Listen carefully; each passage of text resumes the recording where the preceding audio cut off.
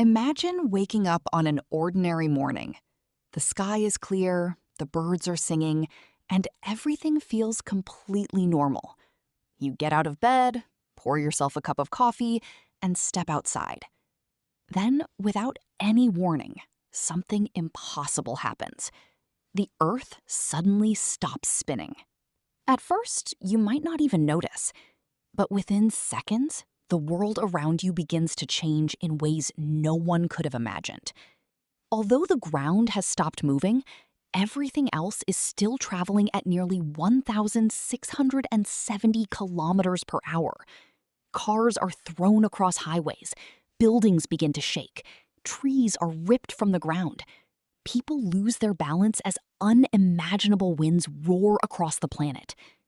The atmosphere, which had been moving with the Earth for billions of years, doesn't stop instantly. Instead, it continues racing around the planet at incredible speed. These winds become far more powerful than the strongest hurricanes ever recorded. Entire cities are swallowed by dust and debris as skyscrapers collapse under the force of nature. Flying becomes impossible. Communication systems begin to fail. Within minutes, the world is in complete chaos.